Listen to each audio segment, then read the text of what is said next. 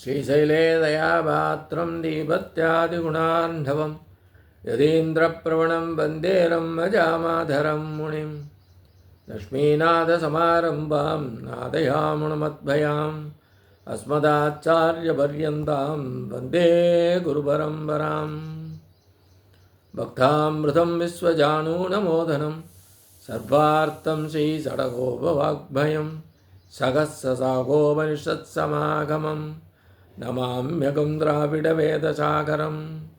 திருவழுதினாடென்றும் தென்குருகூர் என்றும் மறுவினியவன் பொருணல் என்றும் அருவரைகளந்தாதி செய்தான் நடினே எப்பொழுதும் சிந்தியாய் நெஞ்சே தெளிந்து ஏத்தவருங்கேத்திராமானுசமுனிதன் வாய்த்த மலர்பாதம் வணங்குகின்றேன்.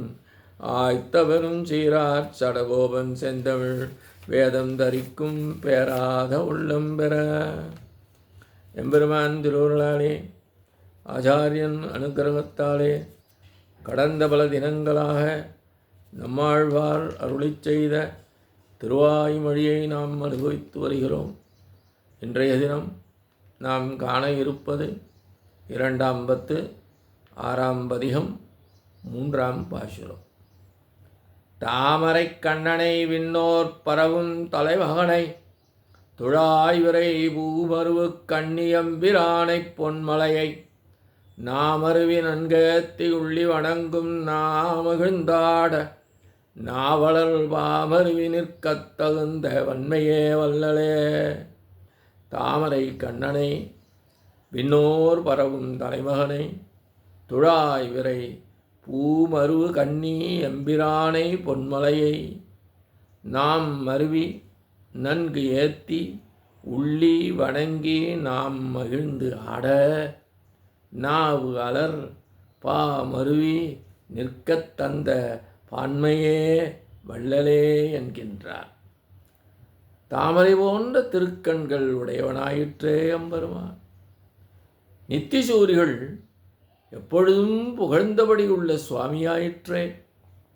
பரிமளமும் மலர்களும் உள்ள துளசி மாலையை அணிந்தவனே, பொன்மலை போன்றவனே என்ற நிலையில் உள்ள சர்வேஸ்வரனை அடைந்து நன்கு துதித்து சிந்தித்து வணங்கி மகிழ்ந்து ஆடும் விதத்தில் எனது நாக்கிலிருந்து வருகின்ற பாசுரங்களில் பொருந்தி நிற்கும்படியாக உதவி செய்த அவனுடைய தாராள குணம்தான் எத்தகையது.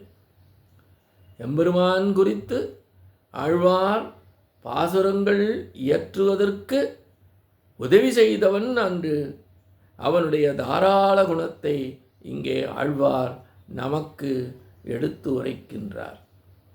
நித்திசூரிகள் ஒன்று எனக்கும் தன்னுடைய பல்வேறு குணங்களை வர்ணிப்பதற்கான வாக்கை அளித்தான்.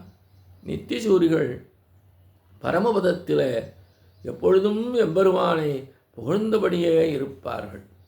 அவனுடைய பல்வேறு குணங்களை அனுபவித்ததன் காரணமாக புகழ்ந்தபடி இருப்பார்கள். அதுபோன்று எம்பெருமானுடைய குணங்களை பாசுரங்கள் மூலம் குறிப்பதற்காக ஆழ்வார் அருளிச் செய்வதற்காக அந்த தன்மையை எம்பெருமான் ஆழ்வாருக்கு அளித்தான். அப்படிப்பட்ட வள்ளல்லவன். அவனுடைய வள்ளத்தன்மை எத்தகையது என்கின்றார். ஒருமுறை அவன் திருக்கண்கள் கொண்டு குளிர நோக்கினாலே போதுமானது. அதில் மயங்கி காய்ச்சல் கண்டது போன்று தங்களையும் மறந்து புலம்பியபடி துதித்து நிற்பவர்களாயிற்றே நித்திசூரிகள். நித்திசூரிகளை தனது கண்ணழகம் மூலம் வீழ்த்தினான். இந்த ஆழ்வாரை துளசி கண்ணியிலே வீழ்த்தினான். அதாவது தனது திருமார்பில் உள்ள துளசி மாலையை காண்பித்து சித்தம் கலங்கியவர் போன்று ஆழ்வாரை மாற்றினான்.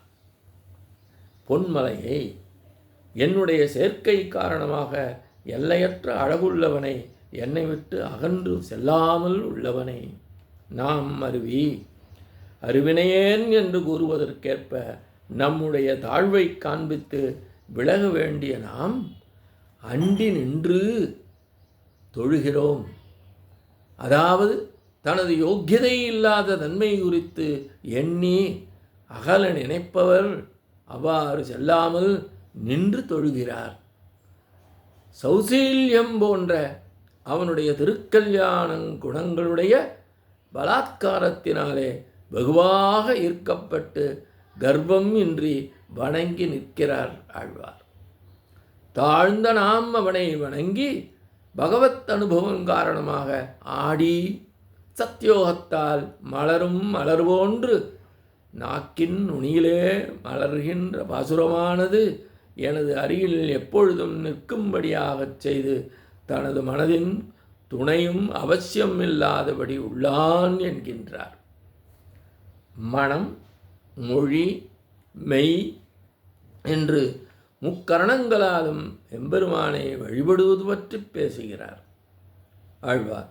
ஆழ்வாரை விட்டு பெயர்ந்து போக மாட்டாமல் நிலையாக தங்கியிருக்கிறானே எம்பெருமான், அந்த நிலையே பொன்மலை என்று ஓமித்தார்.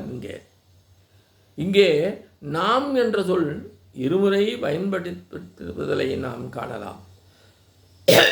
தான் மட்டும் துதித்தால் அழகன்று என்று கருதி உடனிருப்பவர்களையும் இணைத்து கொண்டு ஆழ்வார் இங்கே பாசுரம் இயற்றுகின்றார். வாயால் ஏத்தி, மனதால் சிந்தித்து, தலையால் வணங்கி கழித்து கூத்தாடுவது பற்றி இங்கே ஆழ்வார் பாடுகிறார். தன்னையே கொடுப்பதுதான் கொடை, அதனை கொடுப்பவன்தான் வள்ளல். அப்படிப்பட்ட வள்ளலாக எம்பெருமான் இருக்கின்றான் என்பதாக இப்பாசுர விளக்கம் அமைகின்றது. இத்தோடு இன்று காண நிறைவு செய்கின்றோம். எம்பெருமான் திருவடிகளே சரணம். நம்மாழ்வார் திருவடிகளே சரணம். எம்பார் திருவடிகளே சரணம்.